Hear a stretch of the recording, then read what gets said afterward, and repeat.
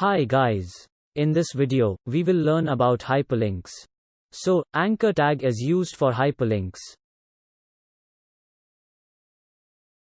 This is anchor tag. Also, br tag is used before it, to show it in new line after image. Let's just write something in it, and try it out.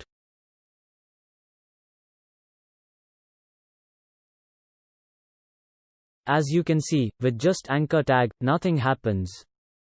So we have to specify what we are going to do with it. Like, if we want to provide it with a link, we have an attribute known as href.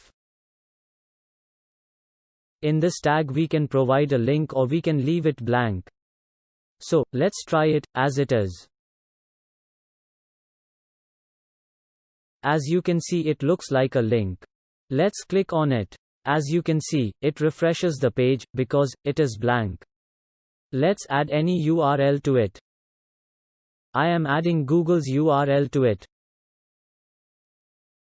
Let's check it out.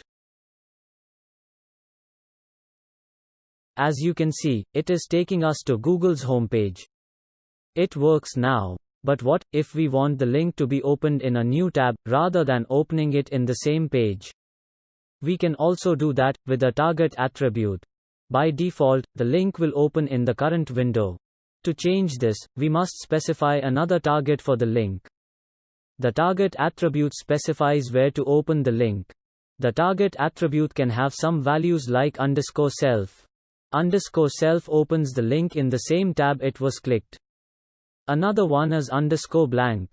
It opens the page in a new tab. Let's try it. As you can see, it is opening the page in new tab. There are also _parent and _top, which, you can try it by yourself. We can also add an image to anchor tag. Just type the image's URL or its path. That's it for now. I hope you understood the video. Thanks for watching. Don't forget to like and subscribe. Comment if you have any queries. Stay tuned.